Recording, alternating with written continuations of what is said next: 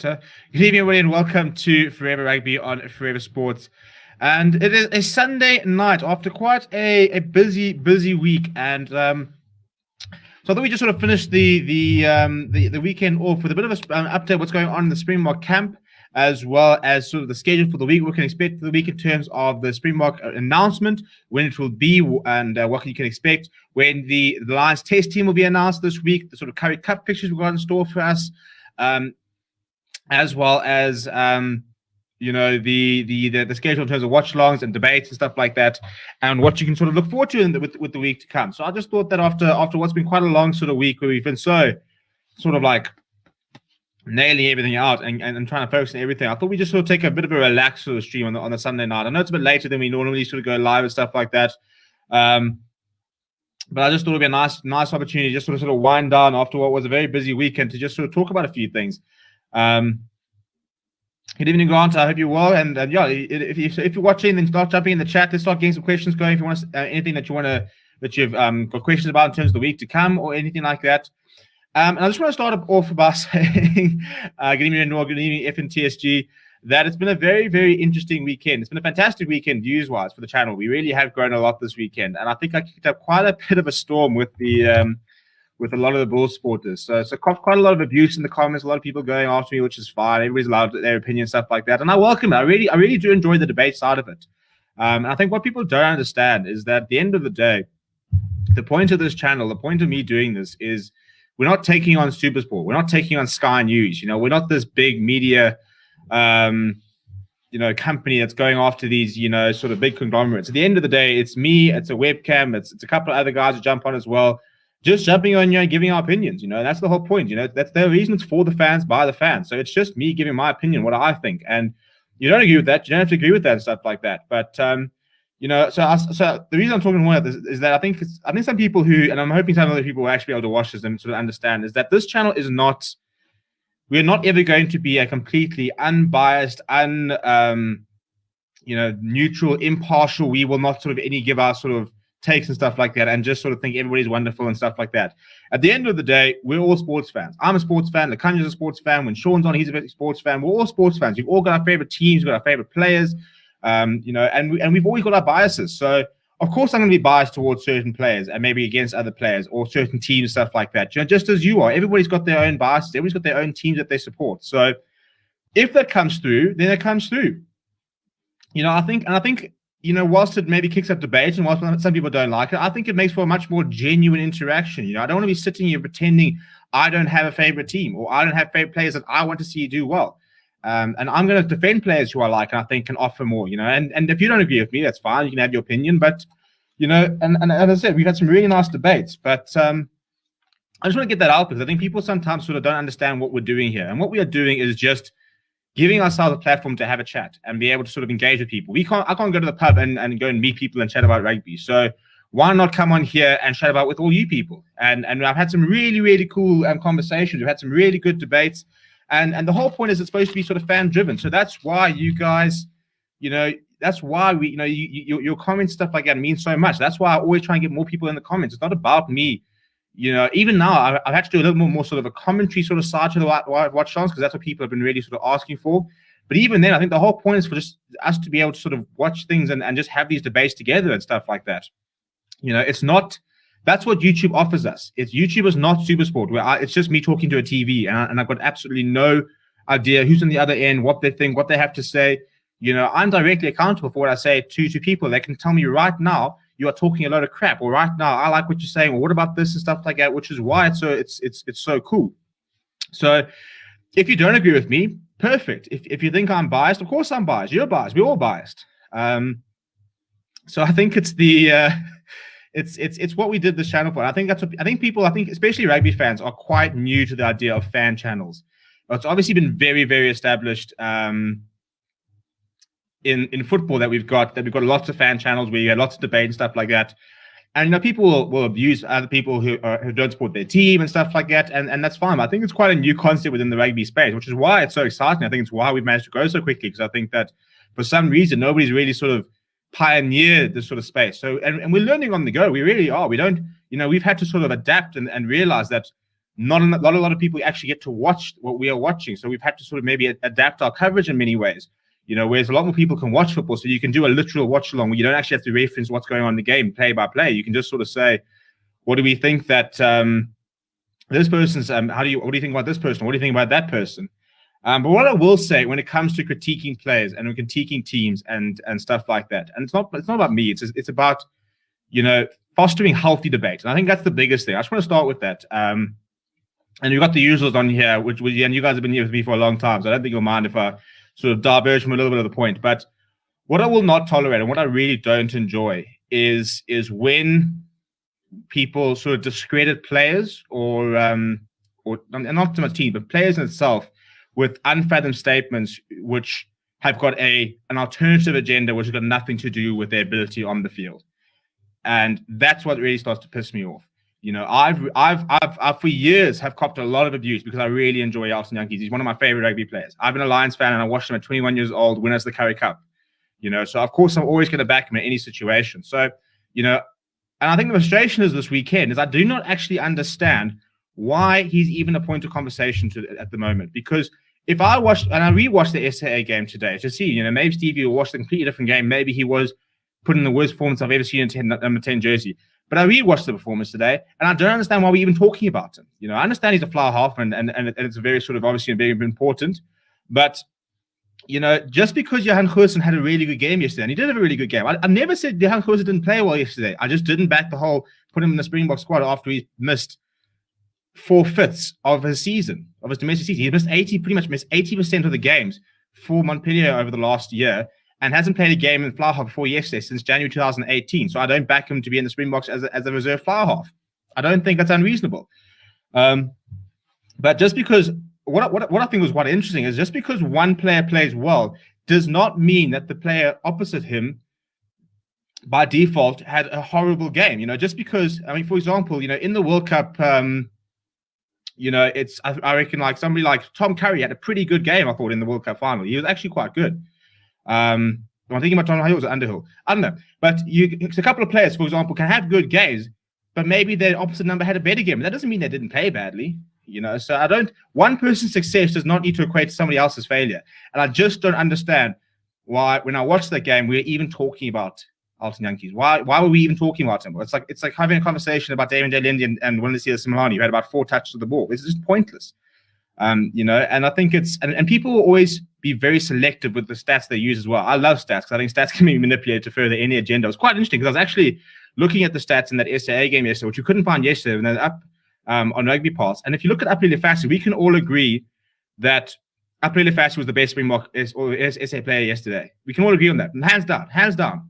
You go look at his stats. He's got decent running meters. He didn't make a single tackle yesterday. He had to make 3 tackles yesterday, and he missed every single one. And yet we can all agree he had a fantastic game. So, when people are saying that, oh, you're biased towards this person, look what he did, and yet you didn't like him. Some people were saying that I was harsh on Mark Verstappen on Wednesday. Maybe I was a little bit harsh on Mark Verstappen, and he made a lot of tackles, but he also got a yellow card, albeit he was the last infringement, and he also made a very big defensive misread, which allowed Curry to burst through the middle.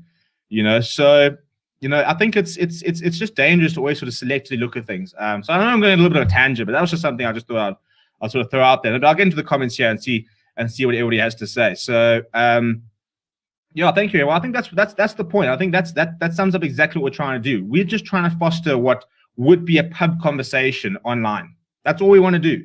I'm not auditioning to be a SuperSport host. I'm not auditioning to get a BBC contract and go overseas and become, the host of Monday Night Rugby Live. I don't want to get into some podcast. I'd love to do podcasting. That's one of my biggest passions, and I'd love to move towards that space. But this is just me throwing out my opinion. And if you like it, you like it. If you don't. And challenge me. I like to be challenged. When I say in the comments, I think this person should be in, and you saying no for this reason, that's fine.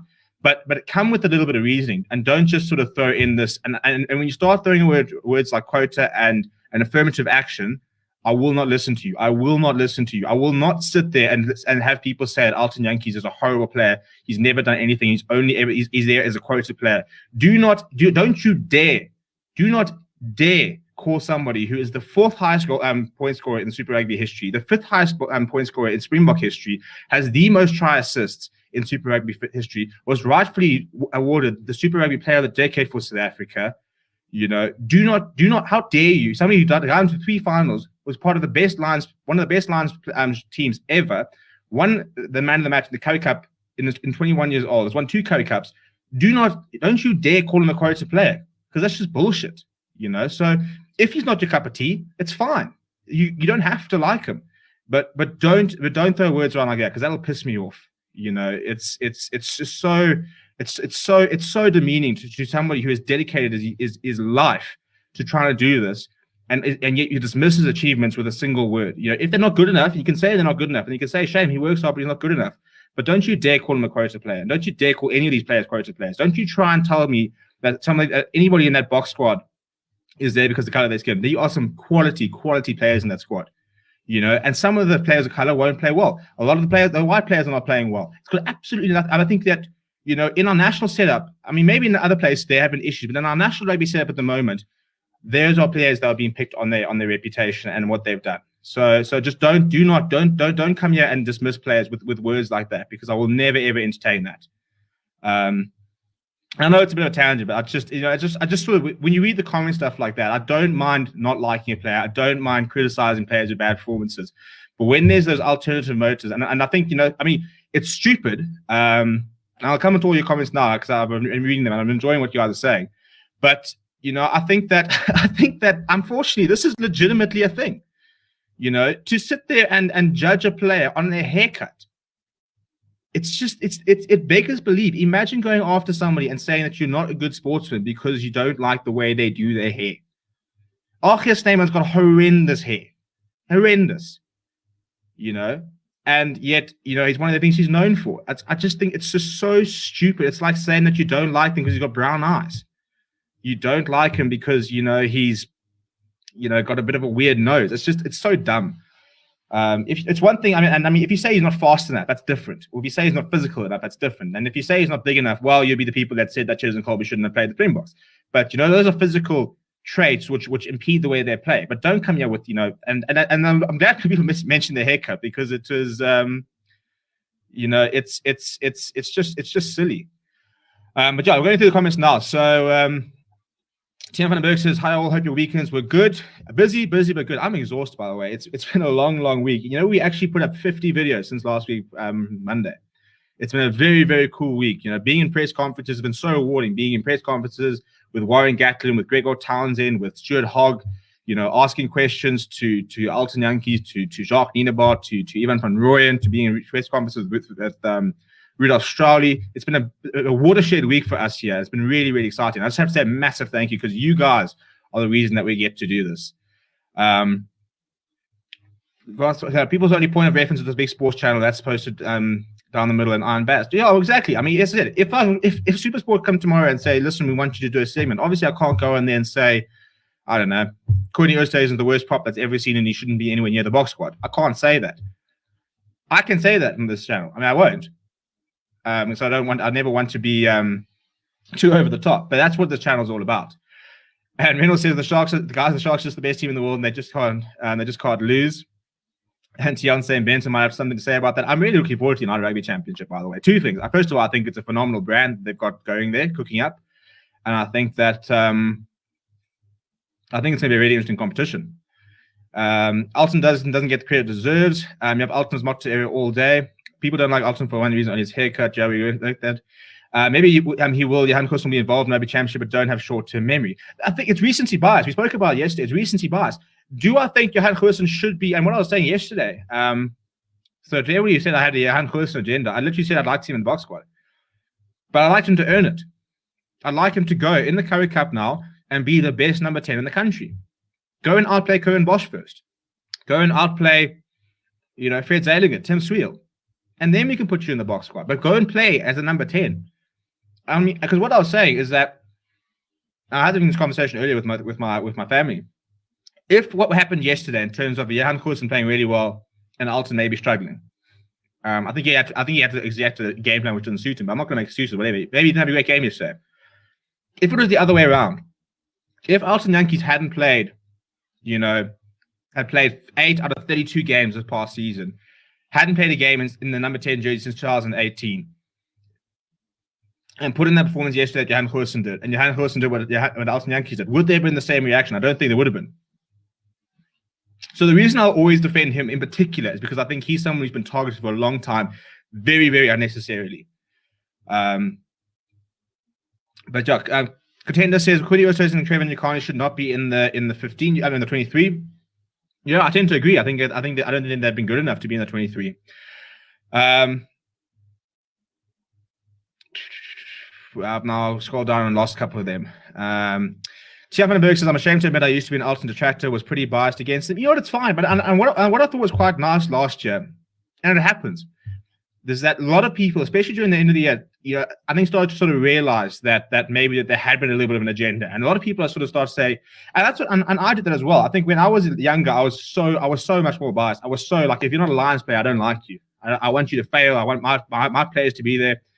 And I think as we get older and stuff like that, and we start sort of enjoying rugby more and stuff like that, enjoying the sport more than just the specific team, we start realizing that there were bias and stuff like that. I was never a big Morné Steyn fan because I always just thought he was very boring.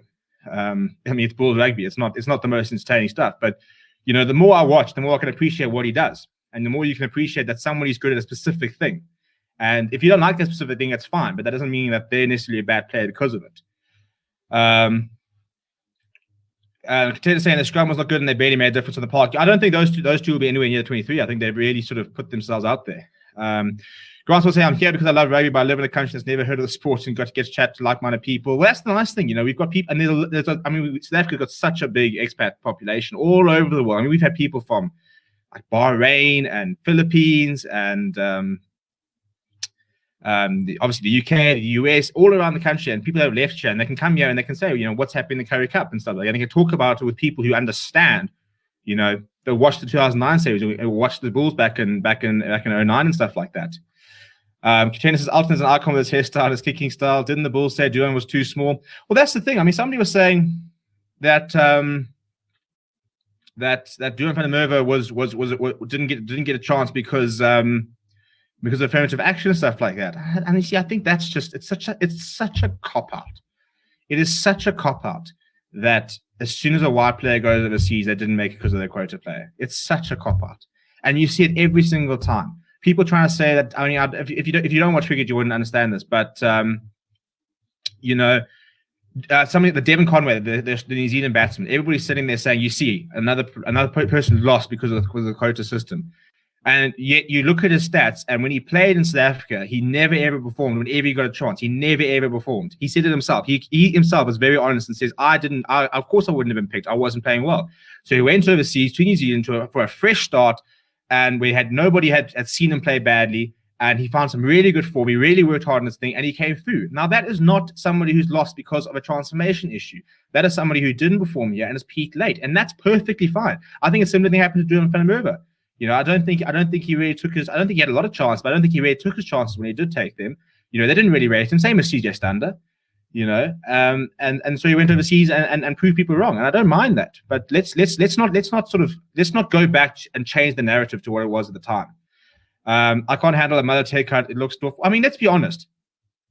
There have been horrible haircuts in the Springboks over the years. Rugby players have got terrible haircuts. We know this. I mean, you've got Johnny Hill at the moment with the mullet. You've got Hamish Watson with the mullet. Archie Snyman has never had a particularly nice haircut. We had Andries Becker. I mean, even Dwayne had some bad haircuts. The likes. We've had some horrendous haircuts over the years. And I think that a lot of people do it very specifically because it gets you noticed. Josh Strauss was known for his beard. I definitely think like Arne Burch now, long hair, long hair and loose forward. People get noticed for that kind of thing, Having a defining feature is a genuine thing. That's like wearing a bright colored scrum cap. You're visible. People notice you more. So, I mean, I don't think that's the reason why a lot of these people have haircuts, but I think some of them do genuinely. But even if you don't like a haircut, just appreciate what they can do on a rugby field. Grant Spots, I don't like Alton because it was one season known as Stormers. I've since realized that Alistair Coetzee was his coach. It's of course his fault. And Mark Van der Polar Bear saying Alistair Coetzee was trash. I just think that he went to the Stormers, and the problem with Alton Yankees, and I think it's almost coming time where he was going to earn some money, and he's built for the top 14. He is built for the top 14. Your players like Finn Russell, like Romain Intermac, like a bit like Marcus Smith last night. Those off the cuff, very instinctive flair players. France is the perfect place to go player. To try and do that in South Africa is very difficult. We do not have fly halves with flair. We don't. We've never had. Look at our World Cup winning fly halves. Joel Stransky, Butch James, Andre Pollard. We then won the Lions Series with Mornay Steyn. Even Andre Pollard. He's obviously he's one of the best fly halves in the world, arguably the best. But he's not a flair player. He's not doing what Marcus Smith is doing and freaking side booting passes in the middle of the park, and that kind of thing. So, it's difficult when you're that type of player playing in a country, in a system which doesn't really like that. That's just not how they play. And there's lots of players like that. Kwaka Smith has been told he's too small in South Africa, he will never make it. But in the right sort of setup, he could be brilliant. We've seen lots of examples in this. It doesn't mean you're not a bad player. It just means that you're not suited to what we're sort of looking for. And somebody's saying this today is that and I think it was Peter Bruce was saying today that there is nothing attractive about Springbok rugby to watch, and there really isn't. Let's be perfectly honest. As Springbok fans, we can honestly say we can't wait to watch the Springboks play, but we don't sit there watching these phenomenally constructed tries. We're not watching France. We're not watching peak New Zealand, where you see it. And I mean, these days, Scotland's a fantastic side to watch. So there are certain sides which are very effective with what they do, but they're not pretty. And the Springboks are probably the most effective and the least prettiest style of rugby. It's big, it's physical, it's very tight, it's very set piece driven, it's very sort of kicking a lot of possession away and stuff like that, playing a very tactical battle. It's not pretty to watch, but it won us a World Cup, so we'll love it. And every now and again we see a bit of individual brilliance from Cheers and Colby, but we're not seeing a hell of a lot of backline moves and stuff. It's not phenomenal to watch. Reynolds says before the Benetton game, Bulls games, I thought our teams would go in and dominate. Now I'm not so sure. I think it'll take time. I think that's the biggest thing we need to realize. It will take time to adapt. I also think that we need to realize how much the Springboks, for example, make a difference. But also they'll also take time. For example, a side coming from even Benetton, for example, they've just lost Pollard Go Busy. He's gone to Montpellier to play second fiddle to Andre Pollard. I didn't understand that move at all. But when some of these sides, for example, come to South Africa and they must now go play 80 minutes at AS Park, or go play 80 minutes at Loftus or down in Durban in January at 28, 29 degrees. Specifically, I'm being at Highveld. Those players must come play an 80-minute game at 28, 29 degrees at the Highveld. You think it's going to be an easy game? Not a chance. That's where, the conditioning and stuff like that, that's where, for example, we can target it. So home and away advantage will be massive going into United Rugby Championship. It'll take us a while to adapt to these players. And there's some really good players in United Rugby Championship. We're not going to a second string side. As much people say, it won't be the same as Super Rugby. A lot of the Lions players that we see now, we will see in the United Rugby Championship. Taylor says, Coulson is your Spencer, Pollard is your Carter. Coulson has to earn a spot first. Crowdswell says, you don't understand how much I hate Alistair Coetzee. He ruined the Stormers for years. Can you name your 23? I'll get there in a bit. Maybe I'll give it a I don't think I'll name it entire 23, but maybe I'll sort of just go through and sort of think what my thinking is. Coetzee clearly I was depth in the head coaching role. Maybe he'll be suitable to coaching on 10s rugby. I don't think he's that bad. I also think that these days, how much is something I've sort of try to think of more as a Manchester United supporter, probably why. But I wonder how much it counts in terms of your coaching team. Obviously you've got to have a head coach needs to be really, really good. But how much does it also relate to who you've got around you? When I think of Johan Ackerman, I think of Johan Ackerman as well as Swayze de Bruin. I think of Johan Ackerman sorting out the forwards and Swayze de Bruin having a field day with the backs. When you think of the Springboks, you think of how much Jacques Nienaber was doing on the defense, how much Matt Proudfoot was doing with the scrum. I think that it's definitely coming a lot more into sort of how much of a good team you can start putting together. And I think, that's why, like in the Lions, for example, it's very interesting having a brains trust of Warren Gatlin as well as, having like a Graham Townsend in there. So I think that's quite interesting. So, I think that's probably the issue with John Dobson at the moment. I'm not convinced that he's got the best sort of assistant coaches, maybe. Whereas I think Sean Everett is loading his coaching staff with some really, really good coaches. I think that's why I reckon the Sharks are going to be very, very good next season. I think that they've got a very nice selection of different coaches who can target every section of the game and get the best out of the Sharks. FNTSG says, I want to see Sharks pick up Willemse so he can play at 12 and get centers with Lekanya. That would be a fantastic signing. It really would be. It sounds like he will be playing at 12 at Stormers, although John Dobson also wants to maybe play Galant at 13. I actually can't decide which of them sounds more more attractive. I mean, Kalanta at 13 or Damian Williams at 12. Because I'll tell you what, Warwick Kalanta at 13 actually sounds like quite an interesting idea. Marco Vinipola says, a ton of stuff is here in New Zealand, some very beautiful stuff for women. Will they be coming up next week or not because of the box? Yeah, there will be. I'll go through the schedule in a bit. There's coming up midweek as well as in the weekend. So it should be quite a lot of coming up this coming week. Sean Farrell says, the way most want the Bulls to fall, it's like how the fans in other provinces in Ireland want Nesta to fall because they are so successful, like the Bulls Academy and school system. Yeah, I think that the Bulls are probably, they were successful. They were so successful for so long. I think that each fan base has got. It's quite interesting. I think there's very different type of people who support a different team. The Sharks are the most widely supported in terms of outside the geographical region. They are so. I mean, they've got a massive support base in Joburg, and I think a lot of people in in Limpopo and Mpumalanga who watch rugby, sort of going back to Sharks. So I think it's a very nice brand. All the women used to love Pat Lammy and stupid shit like that. But I think the most loyal are probably your Western Province fans. They just absolutely froth for Western Province. Lions fans are obviously not too discerning because we're good and then we're bad and then we're good, and then the Bulls fans. I think Bulls fans are quite geographical. It's very much the Pretoria sort of stronghold. Marco Vinipola Best says Oath made rugby players butcher their lids. Surely they don't do it on purpose. Troy says, plus the Premiership is always a competitive league. All teams in it can beat each other. There's relegation which ups the standard. Since 2018, I haven't had a single gripe about certain players making the squad. Every player that's gotten there are bloody good players. I think that's it.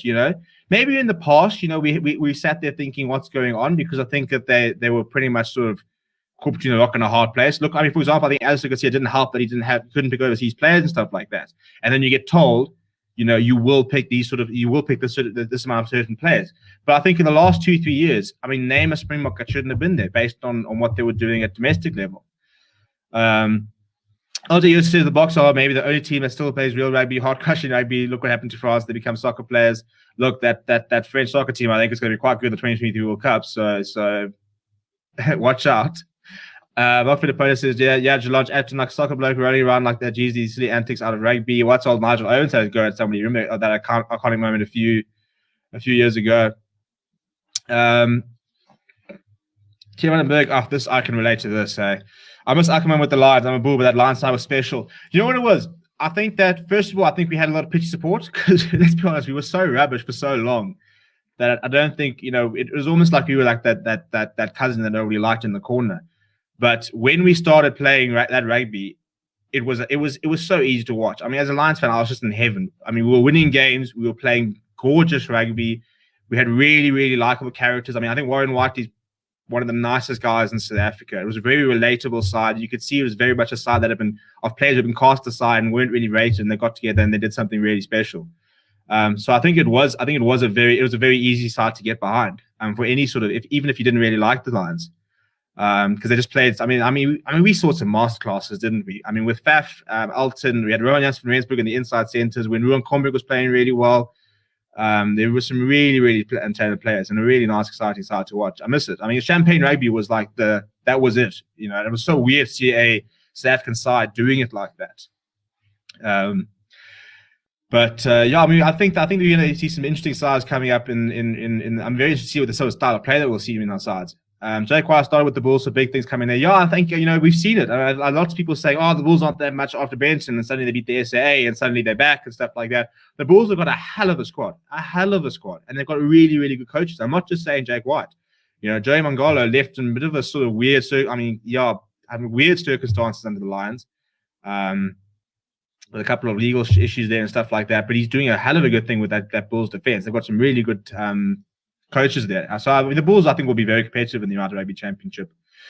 FNTSG, we said we have to play tactical rugby. We tried to play expansive, but that didn't work under Alistair, and that's our DNA. Yeah, you've got to go back to what your roots are. At the end of the day, it's just that's what Zadida Sticks said. I mean, imagine being the Bok backline attack coach.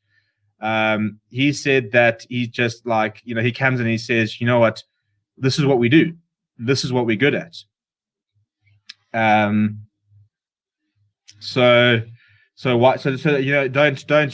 go away from what you're good at to try and please people, and that's what they did. It wasn't pretty. Let's be honest.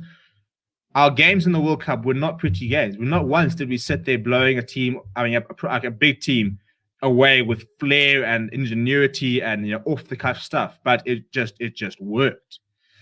No ways the most loyal fans are cheaters. I just what the problem is. I think I just don't really know any cheaters supporters. But I suppose look, there are. In Bloemfontein, I always have to have a laugh with. It's an interesting. I think I'd actually love to go see a game at Toyota Stadium. But my memories of in the last couple of years of cheaters, all the Harley Davidsons on the pitch with all the chaps and the orange cowboy hats and stuff like that. But I just don't really know any two cheater supporters. But I don't know what we're going to do with the cheaters. We're going to have to find them a competition because they're too good a side. They've got too many good players to just not be able to have decent rugby and stuff like that. Going into the channel deserves more subscribers. Well, we're getting there, mate. But I appreciate that. Long way to go, but it's early days. We've been going for a year basically, and we've only been going regularly since September last year. September last year, I started uploading more than I think last year. I started with 2 videos in July and didn't do anything until September. So I'm kind of counting September as when we really started doing. That was when we started doing rugby. So we're less than a year old in that respect. Honey, now the Bulls are going to play this week. Yeah, they're playing on Wednesday. Sorry, not on Wednesday. Yeah, on Wednesday they're up against the Sharks, and on Sunday they're up against the Lions. I'll go through the fixtures in a moment. I just want to catch up on all these comments.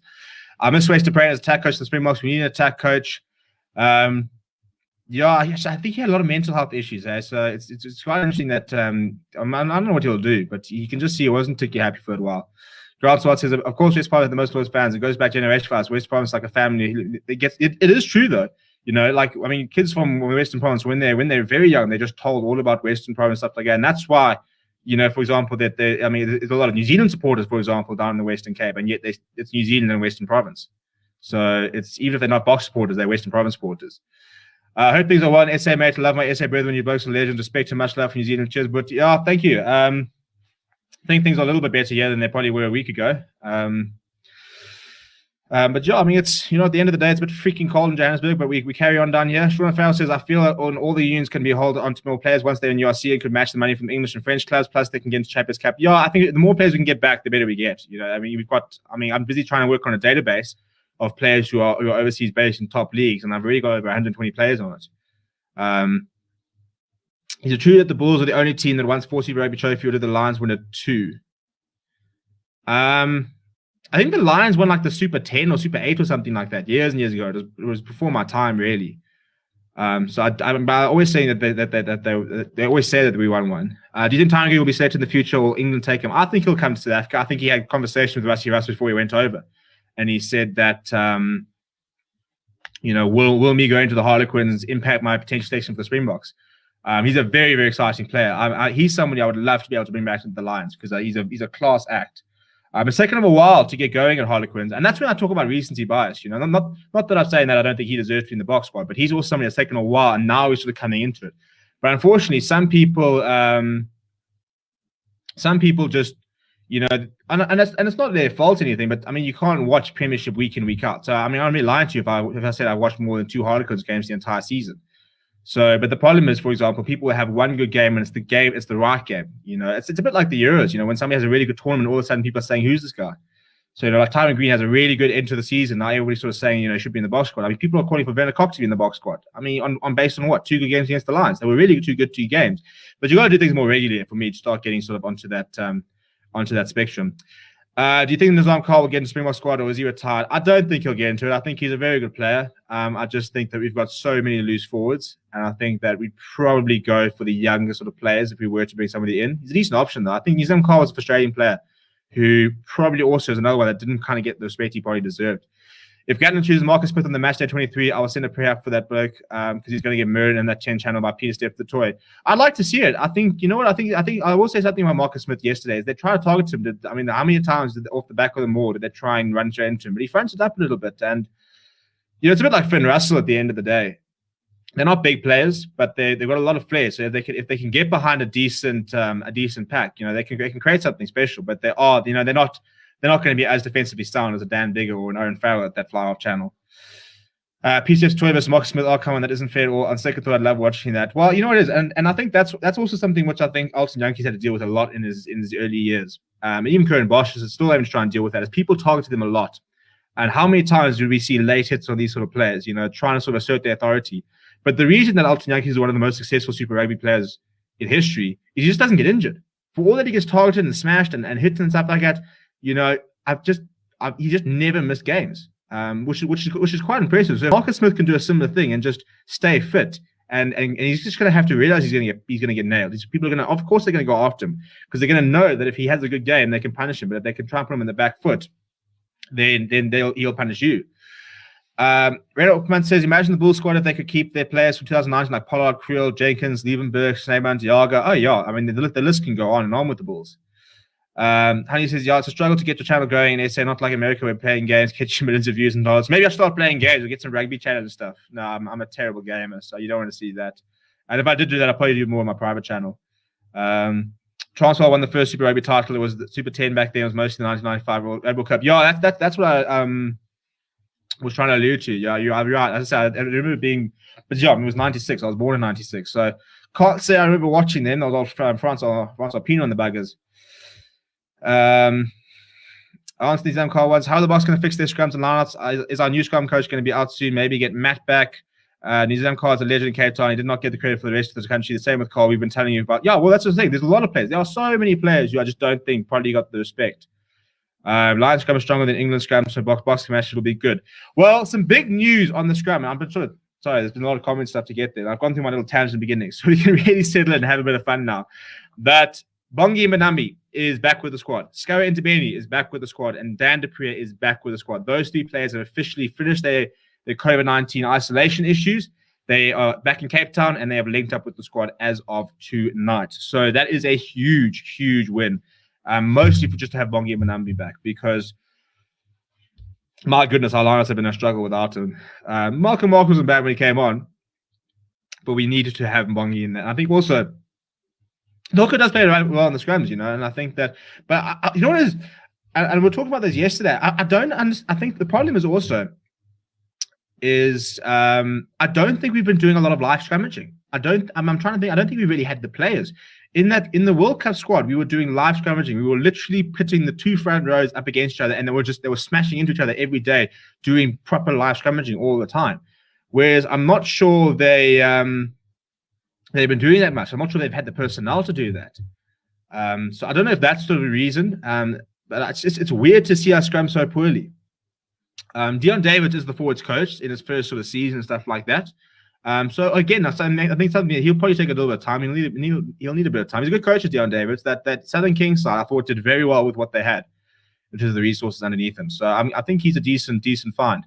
Francois Herbert, I haven't heard anything about Francois Herbert or Andre Pollard or Steve Gleason and stuff like that. Nothing about them. It's just those three players that they mentioned will be traveling down to Cape Town, linking up with the squad. So I haven't heard anything about the other players.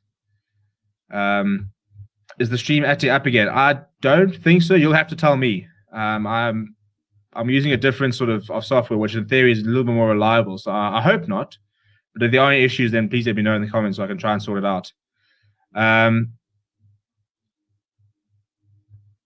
Carl should not have gone to the Bulls. There were too many to lose. Yeah, the Bulls just love a bloody loose forward, don't they? Love a loose forward. I mean, it's just ridiculous. I mean, they brought back Jacques Duplessis. What for? I mean, yeah, they've lost Malcolm Starr. You got Ulrich Lowe, you got Dwayne Vermeulen, you got Marcel Coetzee, you got Arno Burton, you've got bloody Jacques Duplessis. Muller, WJ Steenkamp looked like a very good player yesterday as well. Muller Ace was a little bit. I think he was the one that missed Kurs Reinach actually with that first try. But hell, the loose forwards in the Bulls are childishly good. The scrum, we just need more time as a squad to practice and gel. We haven't had time. Yeah, I think at the end of the day, ideally, I suppose you'd like to see a scrum of.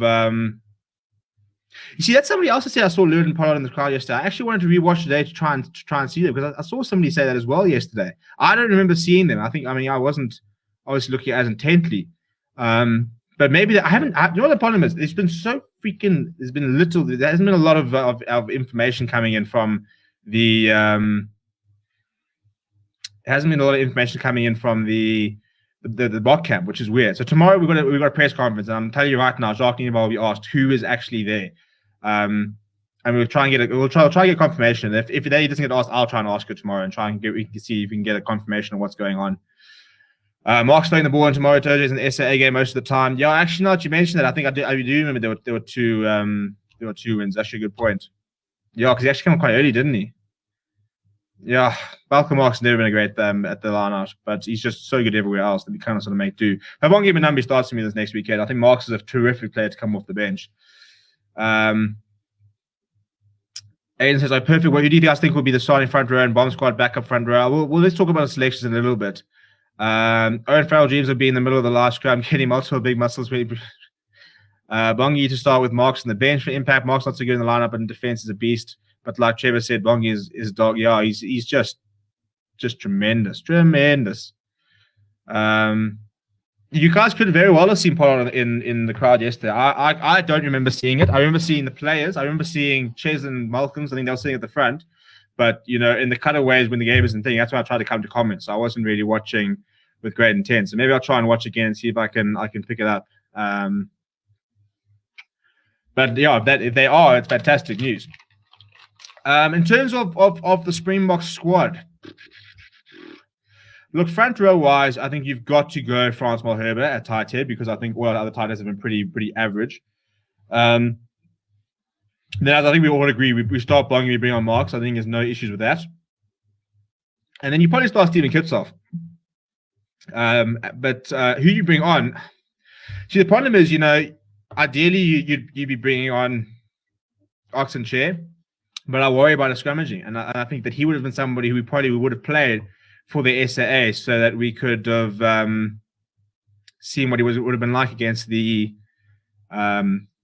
against that Lions scrum. Because I think he got tested against the Georgia scrum, but not probably to the same extent. So, Oxen Chair is a nice player to bring on in the second half, for example, in terms of being very good with the ball. Quite a solid defender and stuff like that. But scrummaging is always going to be a couple of question marks. Locks, I suppose it's going to have to be Franco and Etzebeth, and it comes down to if Lua Diog is fit, he comes off the bench. Otherwise, I've got Nico Jans van Rensburg. I think he's probably been the best of the rest. I don't think Jean-Luc Dupré played himself into contention yesterday. What's loose forward trio looking like for the Bokkers? 6, 7. P7 Toy will obviously be 7. 6 would be Sia Khaleesi if he's fit. If not, I assume it'll be Marco Verstappen. He's played 2 games in a row there. So I think that's fairly straightforward, assuming Khaleesi is not available. The number 8 is the big one, isn't it? It's yeah. Are you going? You could go to. It's Kwagga Smith or it's Jasper Wiese. The nice thing is if you've got Van Staden at 6, you don't really need, I suppose, Kwagga Smith in terms of his ball is stealing ability at 8. So you could have so you probably got Jasper Wiese there as being a bit more abrasive and a bit more sort of. You also got Dan Dupré, but unfortunately he hasn't really played. The other alternative is if you don't go with Marco and Staden and you put Kwagga Smith on the flank and you go Kwagga Smith and Jasper Wiese, but the fact that we haven't seen that means that we probably won't go that route. So one imagines it'll be Van Staden, PCF the Toy, and probably Jasper Wiese if I had to hazard a guess. Although they do really rate Kwagga Smith. It's just a case of getting him right, I suppose.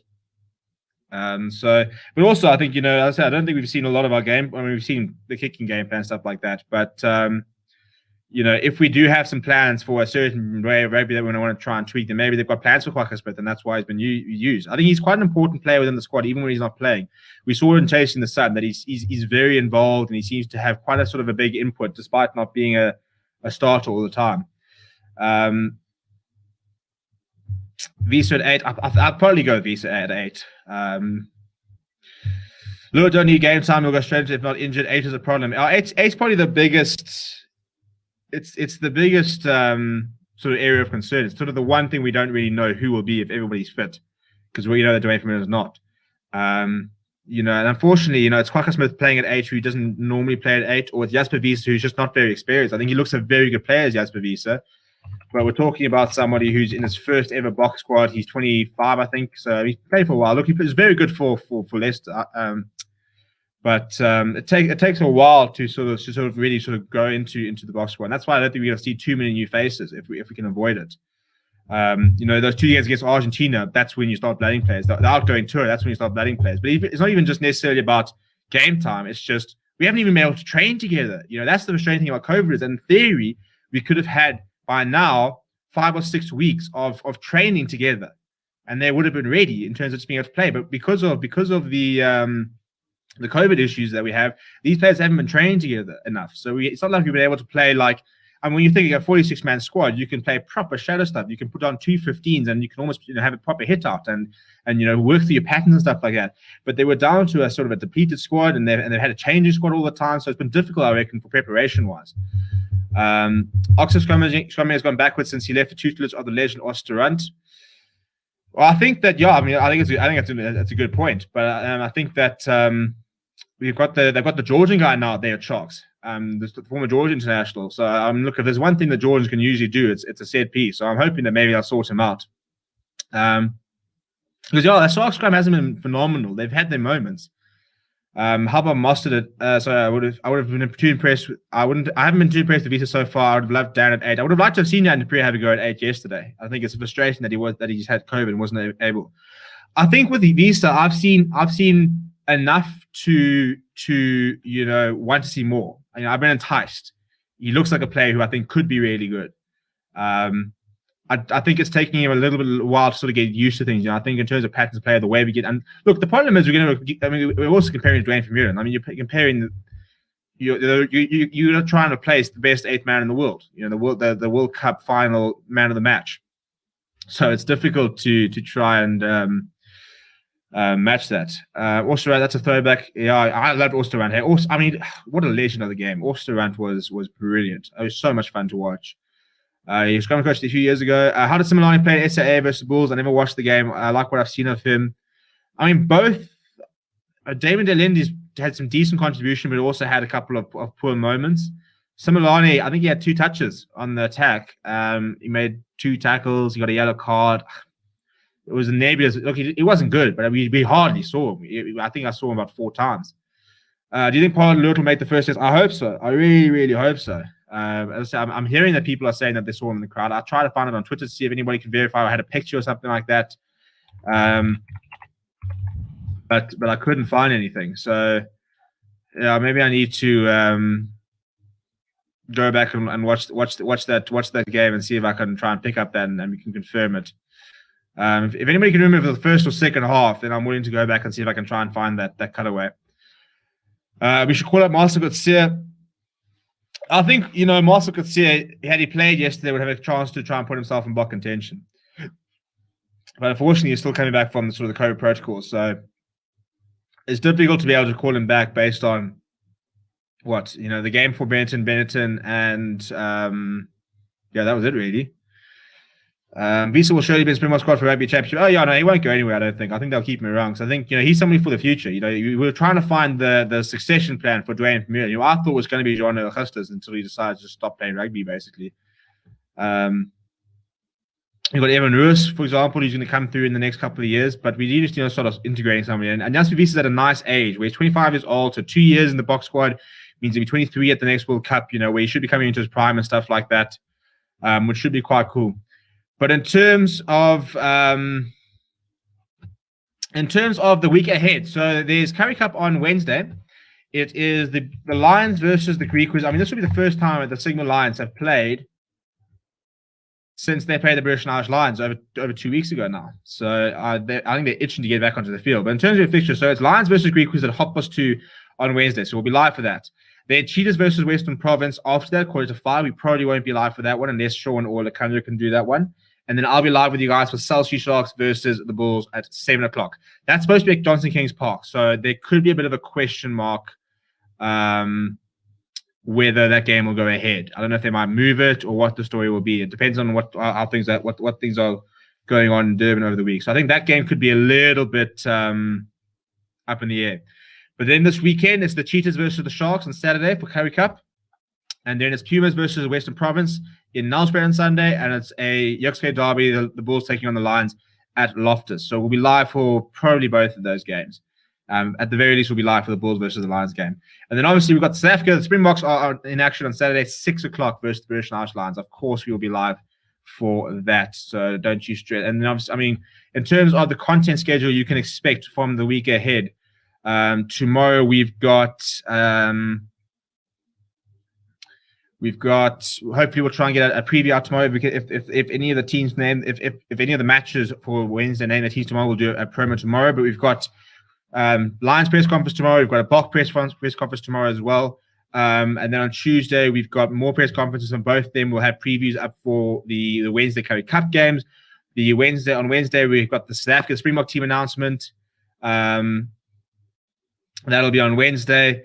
So we'll do a video on that, of course, and then we'll have the Springbok press conference. Then we'll be live for Lions versus Griquas and Cheetahs versus Western Province. Hopefully we'll be live as well. Sharks versus Bulls will definitely be live, and we'll be doing a review of all three of those games. Thursday we're going to have the Lions test team announcement with Warren Gatlin. So we'll have that press conference as well as an announcement, and we'll have our official Springbok versus Lions preview out on Thursday, as well as press conferences there. Friday will be previews for the Curry Cup on Sunday, as well as the Saturday, and some final press conferences. And then Saturday we'll be live for Cheetahs versus Sharks, as well as Springboks versus Lions. We won't be doing player rating shows for the Curry Cup. We'll be all doing player rating shows for the Springboks on Saturday night. And obviously we'll have both post-match press conferences and stuff like that. If you would like to, so I'm gonna put a link to it in the description now. But basically, what I've been trying to do, I'll try to do it more. It just comes down to whether I've got time. Is I try to sort of take a couple of snippets sometimes of some of the decent press conferences and upload them to our second channel, which is called Forever Rugby. Just so that I think it becomes too much if I do that on this channel and suddenly I'm releasing like 15 videos a day. I think that's pointless. But so what I do here, so what I'm doing is I'm then adding snippets to our second channel there. So like, the Warren Gatlin talking about Rassie Erasmus. So instead of having to watch the entire 25-minute conference, you can go and just watch that snippet and stuff like that. So that's that link over there. Similarly, to score a try, so not a bad outing. Yeah, he did, and it was quite important, the try build up as well. Came inside and gave it nicely to Thomas Toy. He looked exciting in the 2 times he got the ball, but he only got the ball twice. I'm hoping we'll see him in the outgoing tour at the end of the year and get some more game time. But the frustrating thing is, if you're not going to use him now, you can give him back to the Lions and let him go play some Curry Cup. Let him keep playing. He's at that age where he needs to be playing rugby week in, week out. Yes, Evan Lewis, amazing potential. Nick Costa. Yeah, kind of disappointed with SRA for not keeping our bubble tight. Yeah, I'm not quite sure what went wrong there. SA beat Ireland cricket. Yeah, and the first T20 starts tomorrow, so we'll have our preview out for that in the morning. Can't wait for the Springbok team announcement. I think we're all sitting on the edge of our seats for that one. Oops, SA yesterday from here. Yeah, it didn't go particularly well. Same, but it was the first bubble for Springboks, and the same happened the first bubble for SA cricket. Yeah, it's a learning curve. And I think it's probably a lot easier for the British and Irish Lions to go in a bubble when you're in a foreign country. You don't really have anywhere to go. You don't have anywhere you could go. You are stuck in your hotel, and they've got lots of money and they've got lots of big staff who are prepped to make sure that the tour is doing, and they're far more focused. They don't have family to worry about and stuff like that. They're on tour, so it's very easy, I think, for them to just sort of do that. So I think that the SA bubble, I think they learned a lot of lessons from it. So hopefully it'll get better. Says Costa, forgot about him. Horrific knee injury killed his bright future. Yeah, it's horrible. I'll tell you what, I thought Jean-Luc Dupree had done his knee yesterday when he went down. It looked horrible. Could Speed Steph the Toy play 8? Honey now says New Zealand rugby vids show him, I think, Pollard. I'll go have a check. I'll try and go find out before tomorrow. And let you guys know if I do see it. Could Speed Steph the Toy play 8? I don't think so. I think he probably could. I think he's good enough to pretty much play anywhere, really. But I think it took him a while to. I don't think he's the most instinctive player, is Peter Toy. I think he's very, very good at what he does. But we saw how it took him a while to move from lock to flank. So I'd rather just leave him there, let him do what he does, and then just sort of keep with his role. I think some players are very good at moving around because of the way they understand the game and stuff like that. I think Peter Toy understands his role very well as number 7. So I think it's probably safer just to keep him there. So you can go subscribe to Forever Rugby there for the small snippets, stuff like that. Louis Rees-Hammers talked about his hair, for example. There's a clip on Gatlin talking about Marcus Smith's performance. So there's that one as well. Yeah, I mean, that's pretty much it, really. It should be quite an interesting week ahead. I think that 25% of spectators will be great. Would have been great. We're not going to see any spectators, unfortunately. I can't wait. So I was busy watching the Ireland versus the Proteas game, and I was just sitting there like watching them having a beer on the side of the field. And I'm like, oh, I just want to do that again. I just want to be on like the wooden stands of Wonders watching cricket, or back at Ellis Park, or I think this weekend was supposed to be at Ellis Park, and then I was supposed to fly down to Cape Town to watch the second test, and then fly back up to watch the third test. I wouldn't have actually been with you guys live for these 3 tests, so I suppose that was silver lining, because I actually I would have been in the stands, which would have been really, really cool. But yeah. I'm also going to put another link in the description. Just obviously, I'm not saying you have to, but if you'd like to, I'm trying to get my own personal channel, which is a bit more sort of, it's probably more football orientated than in rugby. But what I want to start doing is when I start going back to games, stuff like that, I want to start doing vlogs and stuff. So like a vlog going to Ellis Park, and a vlog going to Loftus, and that kind of thing. And a vlog if I'm doing podcasts and stuff like that with players or anything like that. I want to stuff like that. So if you're interested in any of that, or you just like to see anything else I do, I'm doing a lot more football content and stuff like that, and stuff that's a little bit less rugby orientated. Then feel free to pop by. I'm hoping, and if you have any ideas, by the way, if there's anything that you think would be quite cool to watch, maybe not necessarily rugby related, or not even necessarily sports news, but this is the thing. This is very much sport news and sport debate type of sort of standard. So if there's anything that you'd like to see me do a little bit more informally and stuff like that, then give me a shout and stuff like that. That's the link there to my personal channel if you'd like to go and check it out. Very, very keen to get it going. I just want to be. I've really, really enjoyed this space. I've loved this space. You guys have created such a cool space for me to come here and chat rugby and stuff like that, and sort of do my job as a trained journalist, I suppose. Not quite sort of in the rigid structures of it, but I really like to do some very casual things, and maybe sort of dish the green screen and just do a little bit more sort of casual everyday things. So that's what I'm going to try and do on that channel and stuff like that. Would be really cool if you guys have any ideas, anything like that, or anything you think it would be quite cool to watch, then let me know. Olympics this week, can't wait for sevens. Yeah, so we put out a poll, and apparently people want to see us work quite hard, because you put out a poll to see, would you like to see us cover the Olympics, and more than just the sevens, and over 350 people voted, and yes. So tomorrow we will have an Olympics announcement. We also, when it comes to the sevens, depending on if people are available, what I'm going to try and do is pretty much have an all-day stream where we're going to try and put it into shifts. Hopefully, if we can get it right, that's the plan. We're thinking that we will literally go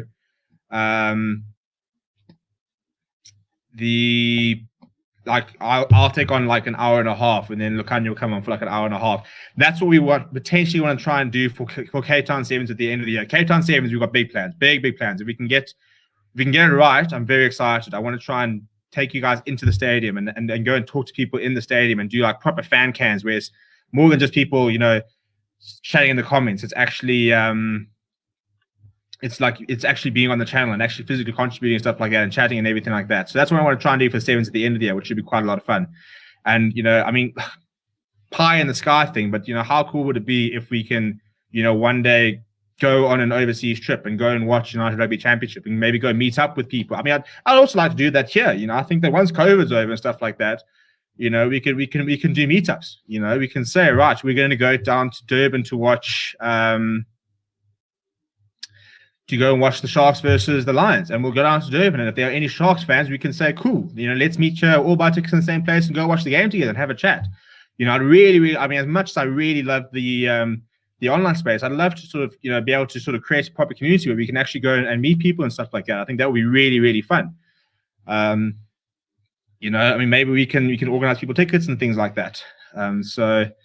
So it should be. Those are sort of the things that we like to get towards. So that's when just the small things like you guys hanging out tonight, and when you hit a like button and stuff like that, that's where we're building towards, being able to do stuff like that. Because we're not super sports. So I'm not going to get flown over to cover the World Cup in Japan, but who knows? Maybe you can do local trips and stuff like that. Tomorrow, T20 cricket versus Ireland. Yeah, I'm quite keen for the series, actually. I think T20 cricket can go any way. I think that, if the fact that Ireland beat us in the ODIs, it's even easier to beat anybody in a T20 because one good innings can turn a game on its head. So I think it should be quite an interesting series. LJ says Supersport can stream all 3 games to the nation scene that we can't watch. Yeah, I mean, I think it sounds like SAB. You know what the problem is? I did my entire thesis on this. The fact that the problem with the reason that we've got so many broadcasting issues is that we've got a single pay-per-view big channel in for Supersport, and then we've got a state broadcaster which has got no money and is really poorly run, and they just can't compete. They don't have the money to be able to sublease the rights from Supersport, and they don't have the money to compete for the rights themselves. So it's such a disaster until SABC, pull up their socks, or if somebody comes into a lot of money and decides to go and launch a Supersport equivalent. But I mean, that's just too big. NASPAS is just massive. Bafana won the Kasafa Cup. We'll chuck this up. We can celebrate something as South African football fans. I don't watch a lot of South African football. I'll be brutally honest. But Bafana won something. The under-23s will be in action this week in the Olympics. So we can watch that as well. I'm very keen to get into the Olympics. It's a weird time where you watch a whole bunch of sports you've never ever you don't watch. You watch every 4 years, and yet you become an expert overnight. By the end of it, you're saying, this is what happens with archery, and the diving. This is what they did wrong and stuff like that. It's a chance to you kind of just sort of take the piss, don't we? You should get one of the Sigma Lions players on yet to do a watch along with us. Kosan will be keen. Yeah, that would be really cool, wouldn't that? I'm really I want to try and do podcast some of these players. I'd really like to be able to sit down. I think Courtney Kosan's a fantastic shot. He's such a fun guy. I really love to just sit in a room, and that's why COVID's so frustrating, because I want to do play interviews, but I don't really want to do them online. I just don't think you get the same sort of interaction. If you're sitting there with somebody and you can bounce off each other's energy and stuff like that, I think it's a much better conversation, especially if you don't know the person, than if you're doing it virtually. So we're trying to we're in the works of trying to see if we can try and get some interviews and stuff like that with players and things. But it is something I'd really ideally like to do in person, because I just think it's just so much better. The chemistry is so much better. If it's just like in real life, I think we're so blooming spread around the country that let's meet up. Or even if it's not even going to a game, let's go to a pub. Let's have a Forever Sports meetup at whatever pub or whatever, and we can all eat, drink, and be merry. You remind me of Ricky Nelson, kind of younger him. I think there are worse players to be compared to, and worse people to be compared to. So I'll take that.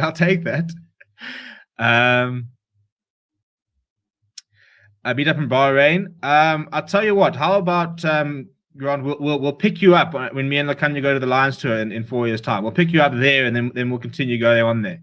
If you can organise some rugby and some good sport to watch there, then I'm keen. But I mean, what sport is there to watch in Bahrain? Like literally an in person. What is the sport to go and watch? What's cooking out there? Well, besides you and everybody else, because it's hot. Go Bafana. I used to work for NASPAS many years ago, and I can tell you it's a huge company that own half the country.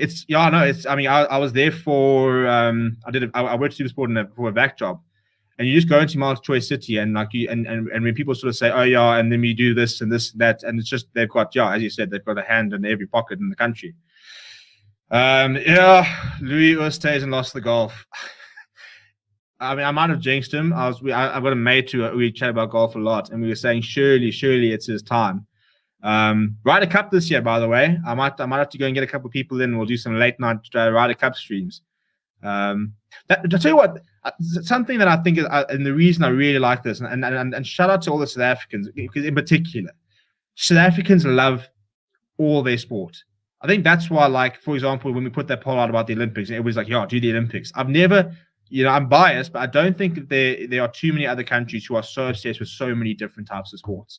The fact that we all watch the Proteas, the Springboks, we all watch fun in the major tournaments, a lot of us, but we'll watch golf, and when it comes to swimming, the athletics and stuff like that. South Africans just love their sport. Even the tennis, lots of people into tennis, and F1's popular. I don't really do F1 these days. Corners was an awesome player. Was part of that legend team, Lions team with Whiteley. Yeah, he was. I mean, that's when he was just scoring tries for fun. I actually saw that he released an article today. There's an interview with him today talking about the fact that he still has Springbok ambitions. which I'm not sure if he'll get there. They play horrible football here in Bahrain. That's about it. Yeah, so maybe I'll stick to the fact that we'll come pick you up and we'll go to the Lions tour. I'm assuming it's Australia next. In what 2024 would be? Yeah, I assume. I mean, I don't think is it officially yet? Is it all sorted? 2025 Lions tour 2025. Well, there we go. So we can go to the Lions tour in 2025. We'll pick you up there. But yeah, I think we'll pretty much end it up there. I'll see you guys tomorrow night. We will be live for tomorrow for our weekly news show. Well, we wouldn't say weekly. Whenever I'm not working, basically, I go live in the evening. So we'll be live tomorrow night, so we can do some more chatting and stuff like that. We've got some interesting ideas in terms of the Olympics. We want to try and introduce a football show once a week as well. So we'll try and diversify things a little bit. I think, as much as we all love our rugby and stuff like that, I mean, it's always nice to sort of try and diversify things and bring in a couple of other people and stuff like that. So yeah, looking forward to doing that. It's another big week for us. Lots of content coming up there. The channel needs more publicity with all going on in our country. You're doing a great job with letting us break away from the bad and see the good in our country. Thank you. Yeah, I think that's what's so nice about this, is that really, I think, it is, and that's why I really like the people that are in the live comments, because I think that obviously you guys are the people who are in here week in, week out, stream in, stream out, and I think we've got such a nice, the live section of comments. I absolutely love you guys. It's such a good natured sort of conversation that goes on here. The people that sort of comment on the videos we post, stuff like that, people sort of passing by, but we've got a really, really cool community here, and I think it has been very nice and such a tough week for South Africans to just jump on here from all around the world and just chat. What's your job? I work I'm a sports journalist, but I'm working as a part of a content team for a sports mobile app called 365 Score. That's what I do. That's my day job, I suppose. Although I work a lot of night shifts, so yeah. But I'm sort of kind of looking for something permanent, or maybe this becomes permanent if some sponsor decides to come and give us all the money. But yeah, so cheers, mate. Thank you very much, everybody. Thanks for the chat and the stream. Back to horrible football for me. Yeah, I don't envy you, unfortunately. Look, I suppose we can't go watch live sports, so we'll sort of make do with what we can see. But thank you, everybody. We'll see you guys hopefully tomorrow night, if not on Wednesday night, if not on Tuesday night as well. We'll be live. In fact, we'll be live most nights. I think it's only Friday. Wednesday, Thursday. Yeah, right. And then actually Thursday is probably the only day we won't be live in the evening. So I'll chat to you guys over the week. Please do keep safe. Please do keep well. Please vaccinate if you can. Because I think that's a bit of an issue all around the country and stuff like that. Let's try and sort out COVID and go back to watching live sport. But enjoy your evenings, guys, and stay safe.